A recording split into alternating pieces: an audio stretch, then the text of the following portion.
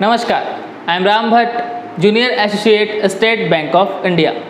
तो RRB PO और clerk का नोटिफिकेशन आ चुका है और अभी एक वीक पहले मैंने एसबीआई क्लर्क के रिगार्डिंग एक वीडियो शूट किया था जिसमें मैंने बताया था कि आप सभी लोग मन से पढ़ाई करते रहिए क्योंकि जल्दी ही आपको आरआरबीज़ के नोटिफिकेशन देखने को मिल सकते हैं और अब आरआरबीज़ के नोटिफिकेशन आ चुके हैं।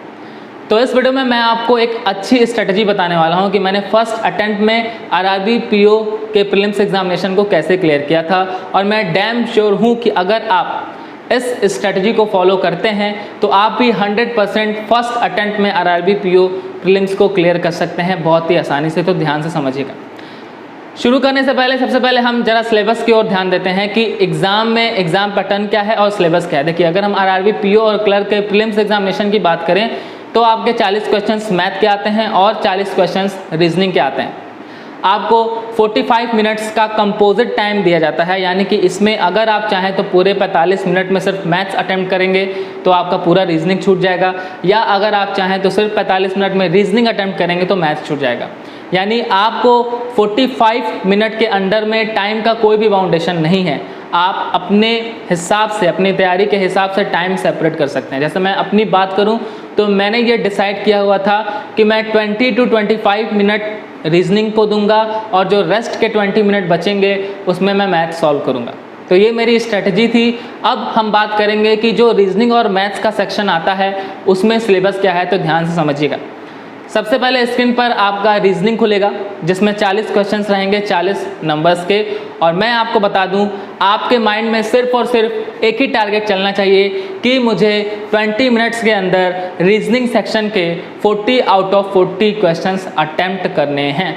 और ये टारगेट आप तभी डिसाइड कर पाओगे जब आपकी प्रिपरेशन अच्छी लेवल की होगी, यानी कि आपको पजल्स वगैरह बैठाने बहुत ही ज़बरदस्त तरीके से आते हैं।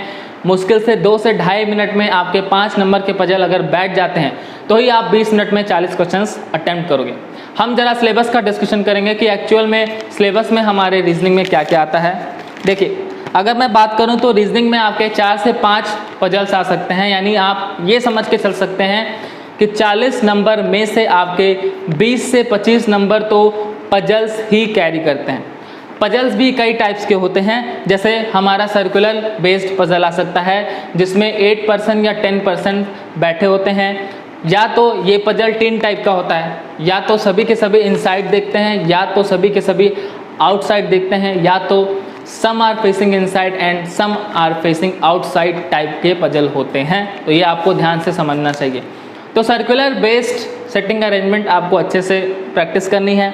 देन आपका एक फ्लोर बेस्ड पजल आता है जिसमें बोलता है कि 8% बैठे हुए हैं, ए बी के नीचे बैठा है, या बी से 2 रैंक ऊपर सी बैठा है, या सी 7th फ्लोर पर बैठा हुआ है। ऐसे पजल्स आते हैं तो आपको फ्लोर बेस्ड पजल पर अच्छे से प्रैक्टिस करनी है, ठीक।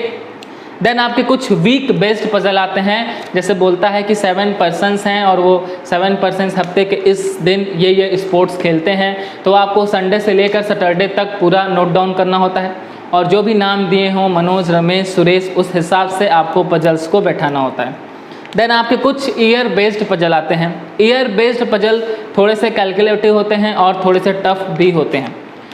ये इसमें ऐसे पजल्स होते हैं जिसमें दिया रहता है कि आपको 1960 से लेकर 2019 तक के एज कैलकुलेट करने हैं और उसमें अनसर्टेनिटी दिया होता है कि कोई आपसे 20 साल टी जो है वो ए से 20 साल पहले पैदा हुआ है, या फिर ऑड नंबर्स में पैदा हुआ है, इवन ईयर में पैदा हुआ है। इस तरह के पजल होते हैं, ये थोड़े कैलकुलेटिव होते हैं। और देन 5th पजल जो टाइप है आपका वो कुछ हॉरिजेंटल पजल्स होते हैं जिसमें हॉरिजेंटल लाइंस में 8 से 10 लोग बैठे होते हैं। तो ये 5-6 टाइप के पजल्स हैं। हो सकता है 1-2 टाइप का पजल अगर छूट गया होगा तो वो आप अपना देख लीजिएगा। इसमें से मैं आपको बता दूं कि सर्कुलर बेस्ड पजल इजी होते हैं, फ्लोर बेस्ड भी इजी होते हैं, वीक बेस्ड भी इजी होते हैं। थोड़ा बहुत ईयर बेस्ड पजल आपको फंसा सकते हैं, तो इस पर आप प्रैक्टिस करिए। ये जो पजल्स हैं इन पर आपको सेपरेट प्रैक्टिस करनी है क्योंकि यही हैं जो आपको आर या पार करवा देंगे। बात को समझिएगा। रीजनिंग जो है ना वो पूरा पजल पर बेस्ड है। अब आपके मन में सवाल आएगा कि सर हम प्रीलिम्स लेवल के पजल्स कहाँ से सॉल्व करें। आपने मॉक टेस्ट किसी ना किसी प्लेटफॉर्म का परचेस किया होगा, वहाँ से आप प्रैक्टिस कर सकते हैं। देन मैं आपसे हमेशा कहता हूँ कि ऑनलाइन प्रैक्टिस करने के साथ साथ आपको ऑफलाइन प्रैक्टिस की भी ज़रूरत होती है।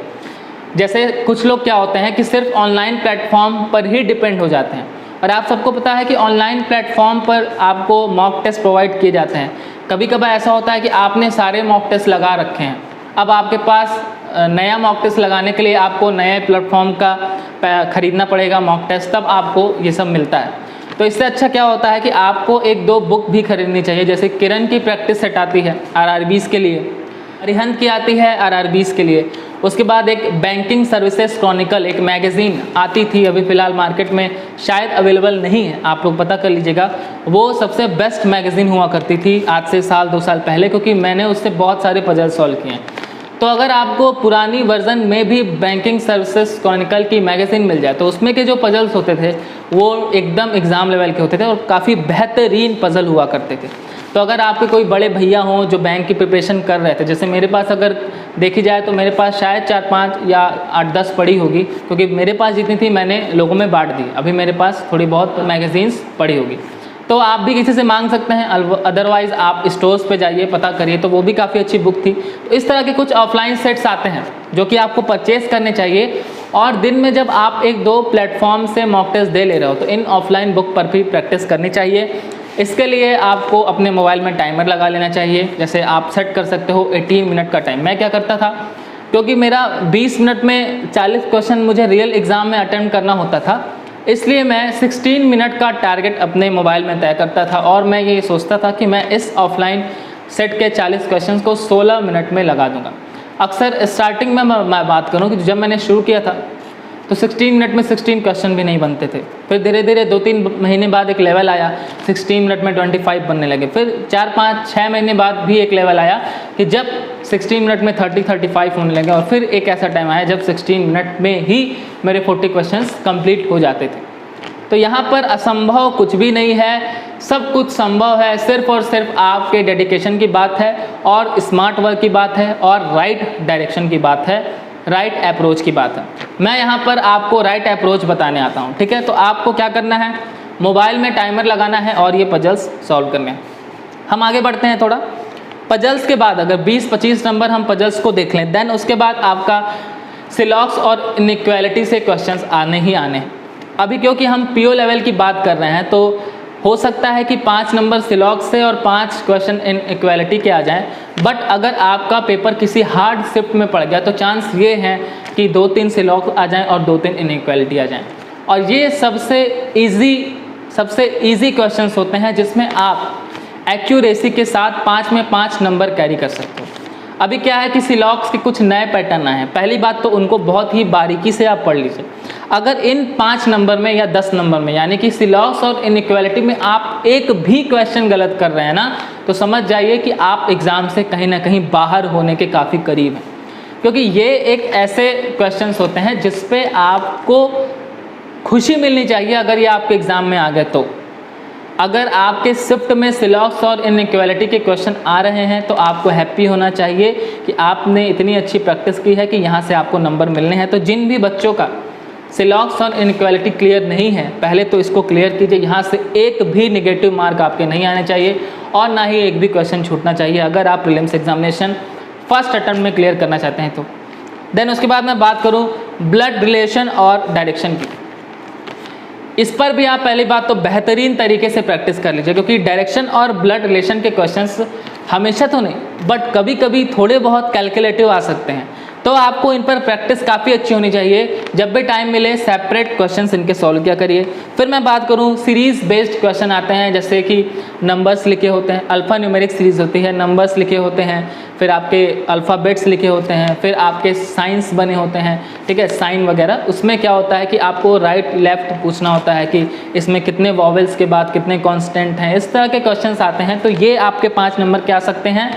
तो आपका अगर देखा जाए तो मान के चलिए कि अगर 25 नंबर के पजल आ रहे हैं तो 5 नंबर के सिलॉक्स इनइक्वालिटी 30 हो गया, 5 नंबर के ब्लड रिलेशन डायरेक्शन 35 हो गया, 5 नंबर के सीरीज़ बेस्ड क्वेश्चन आ सकते हैं 40 क्वेश्चन हो गए, और किसी किसी शिफ्ट में चाइनीज़ कोडिंग डिकोडिंग भी आता है। तो आई होप कि आप सबको पता होगा कि चाइनीज़ कोडिंग डिकोडिंग क्या होता है। तो यहाँ से भी क्वेश्चंस आते हैं और ये काफ़ी इंपॉर्टेंट और ईजी क्वेश्चन होता है। तो ये 40 क्वेश्चंस के आपके रीजनिंग के सिलेबस हुए। अब इन पर आपको सेपरेट भी प्रैक्टिस करनी है और मॉक टेस्ट में जो आप प्रैक्टिस कर रहे हो वो तो करनी ही करनी है। इसमें से सबसे ज़्यादा इम्पॉर्टेंट आपका पजल्स है। पजल्स पे ज़्यादा से ज़्यादा और बेहतरीन ढंग से प्रैक्टिस करिए। कोशिश करिए कि 20 मिनट में आपके 40 क्वेश्चन हो जाएं। देखिए, मैं आपसे हमेशा कहता हूँ कि जो पीओ लेवल का पेपर होता है थोड़ा सा मॉडरेट होता है, ठीक है, थोड़ा सा मॉडरेट होता है। आप मॉडरेट टू हाई कह सकते हैं पीओ लेवल के पेपर को, चाहे आरआरबी के, चाहे एसबीआई के, चाहे आईबीपीएस के। अब इसमें क्या होता है ना कि मॉडरेट पेपर तो है, बट आपको किसी एक सब्जेक्ट को अपना बेहतरीन सब्जेक्ट बनाना है। जैसे सपोज करिए कि अगर आप एकेडमिक्स से ही मैथ्स पढ़ते आए हैं और आपके मैथ्स पे काफ़ी अच्छी पकड़ है, तो आप अपने मैथ्स सेक्शन को इम्प्रूव करिए और मैथ्स में 40 आउट ऑफ 40 अटैम्प्ट करने की कोशिश कीजिए। बट अगर ऐसा हो रहा है कि आपको मैथ्स में थोड़ी बहुत प्रॉब्लम है या फिर मैथ्स में से ज़्यादा इंटरेस्ट आपको रीजनिंग में आ रहा है, तो आप रीजनिंग सेक्शन को इतना इम्प्रूव करिए कि 40 आउट ऑफ 40 आपके आने चाहिए। किसी एक सब्जेक्ट पर इतनी ज़्यादा पकड़ होनी चाहिए कि जब आप अपने घर पर ऑफलाइन सेट्स में या फिर ऑनलाइन प्लेटफॉर्म के मॉक टेस्ट में प्रैक्टिस कर रहे हो तो वहाँ पर आपके 35 प्लस या 40 आउट ऑफ 40 क्वेश्चंस अटेम्प्ट हो रहे हैं। अगर मैं अपनी एग्जांपल लेकर बात करूँ तो मैंने रीजनिंग को अपना बेस्ट पार्ट बनाया हुआ था और रीजनिंग में मैं जब घर पर भी प्रैक्टिस करता था तो मैं ये पूरी कोशिश करता था कि 18 to 19 मिनट में या 20 मिनट में मेरे 40 आउट ऑफ 40 क्वेश्चंस हो जाएं। एक्सेप्शनल केस में क्या होता था कि कभी कभार 20 से बढ़कर वो 25 हो जाते थे। जैसे मैंने अपना क्राइटेरिया 45 मिनट के क्राइटेरिया को मैंने ये सेट कर रखा था कि 2 सब्जेक्ट्स हैं मेरे, रीजनिंग और मैथ, तो मेरा बेस्ट पार्ट रीजनिंग था। तो मैंने ये क्राइटेरिया सेट किया था कि मैं 25 मिनट रीजनिंग सॉल्व करूँगा और रेस्ट के 20 मिनट्स में मैथ सॉल्व करूँगा। तो मेरा ये दिमाग में हमेशा माइंडसेट चलता रहता था कि मुझे रीजनिंग 20 मिनट के अंदर सॉल्व करना है। बट अगर एक्सेप्शनल केस में मैं किसी पजल में स्टक हो गया तो मैं उसको 20 से 23 या 25 तक ले जाऊंगा, मगर 25 से 1 सेकंड भी ज़्यादा मैं रीजनिंग को नहीं दूंगा। ये माइंड में हमेशा चलता था और एग्ज़ाम में 20 to 22 मिनट में या कभी कभार 19-18 मिनट में भी पूरे के पूरे 40 क्वेश्चंस अटैम्प्ट हो जाते थे विद एक्यूरेसी। आपको एक्यूरेसी भी मेंटेन करनी है, ये बात समझिएगा, क्योंकि आरआरबीज़ में मैं आपको बता दूं कि आरआरबीज़ में अगर आप अपनी एक्यूरेसी मेंटेन करते हो तो आपको एक्यूरेसी के 2-2.5 नंबर एक्स्ट्रा भी मिलते हैं। और अगर आप 40 क्वेश्चन अटैम्प्ट करते हो और 10-15 गलत कर देते हो तो उसके भयानक नंबर भी काटे जाते हैं, यानी 2-2.5 नंबर आपके नेगेटिव में काट भी लिए जाते हैं। तो इस बात को आप समझिएगा और इस हिसाब से प्रैक्टिस करिएगा। अब हम बात करेंगे मैथ्स की। रीजनिंग का आपको समझ में आ गया है, हम बात करेंगे मैथ्स की। अगर मैं मैथ्स की बात करूं तो हमारे 5 नंबर के सिंप्लीफिकेशन और अप्रॉक्सीमेशन आते हैं। क्योंकि ये पीओ लेवल का पेपर है इसलिए आप 5 नंबर ही लेके चलेंगे। 10 नंबर के सिंप्लीफिकेशन और अप्रॉक्सीमेशन आपको क्लर्क में देखने को मिल सकते हैं। पीओ लेवल में आपको 5 ही नंबर का मिलेगा। उसके बाद 5 नंबर आपके क्वाड्रेटिक इक्वेशन के आएंगे। देन उसके बाद नंबर सीरीज़ और रॉन्ग नंबर सीरीज़ आपके 5 नंबर आने ही आने हैं। डाटा इंटरप्रिटेशन 2 आनी है, 5-5 नंबर की 2 DI आपकी आएगी। देखो, DI क्लियर करने के लिए आपको 4 चैप्टर्स पर काफ़ी अच्छी पकड़ होनी चाहिए। कौन कौन से? एक तो परसेंटेज, दूसरा रेशियो, तीसरा एवरेज और चौथा आप प्रॉफिट लॉस लेकर चल सकते हो। यानी अगर ये 4 चैप्टर्स आपने बेहतरीन ढंग से पढ़े हुए हैं तो आप DI को बहुत ही बेहतरीन ढंग से सॉल्व कर सकते हो, आपको कोई भी प्रॉब्लम नहीं है। जैसे बहुत सारे अभी नए स्टूडेंट होंगे जो इस वीडियो को देख रहे होंगे, बिगिनर्स होंगे, तो मैं आपसे कहना चाहूँगा, हो सकता है कि आपने इन मिसलेनियस टॉपिक्स को नहीं पढ़ा हो। 10-12 चैप्टर्स हैं, इनको आपने नहीं पढ़ा हो। तो सबसे पहले परसेंटेज, रेशियो, एवरेज और प्रॉफिट लॉस, इन 4 चैप्टर्स को बेहतरीन ढंग से पढ़ लीजिए, क्योंकि इन 4 चैप्टर्स को पढ़ने की वजह से आप डाटा इंटरप्रिटेशन को क्लियर कर सकते हैं। देन उसके बाद जो रेस्ट के चैप्टर बच रहे हैं उस पर आप अपना प्रैक्टिस शुरू करिए। तो ये हो गया आपका 5 number simplification, 5 number quadratic, 10 number हो गया। 5 से 7 नंबर नंबर सीरीज और रॉन्ग नंबर सीरीज आता है, 15 नंबर हो गया। DI 2 हो गया तो 25 या फिर कह सकते हो कि 27 क्वेश्चंस मैंने आपको बता दिए। रेस्ट के जो 12 से 15 क्वेश्चन बचे उसमें मिसलेनियस क्वेश्चन ही आते हैं, क्योंकि हमारे 12 से 13 चैप्टर्स भी हैं तो सबसे एक क्वेश्चन आ जाते हैं। कुछ चैप्टर से 1 से 2 क्वेश्चन आ जाते हैं, जैसे मैन वर्क टाइम से कभी कभार 2 देखने को मिल जाते हैं, प्रॉफिट लॉस से कभी कभार 2 देखने को मिल जाते हैं, ट्रेन से कभी कभार 2 देखने को मिल जाते हैं। तो ये आपके रेस्ट के चैप्टर्स बचे। तो मैथ्स में प्रैक्टिस के लिए आपको क्या करना है, अभी फ़िलहाल में मिसलेनियस से ज़्यादा आपको सिंप्लीफिकेशन, क्वाड्रेटिक और नंबर सीरीज़ और ख़ास करके रॉन्ग नंबर सीरीज़, मैं आपसे कहना चाहूँगा कि पीओ लेवल में अभी फ़िलहाल में रॉन्ग नंबर सीरीज़ ज़्यादा आ रहा है, और रॉन्ग नंबर सीरीज़ थोड़ा सा लेंदी होता है, थोड़ा सा कैलकुलेटिव होता है, उसमें मैक्सिमम लोग फंसते हैं। तो रॉन्ग नंबर सीरीज़ पर अभी से आप प्रैक्टिस कीजिए, डीआई पर अभी बेहतरीन ढंग से प्रैक्टिस कीजिए।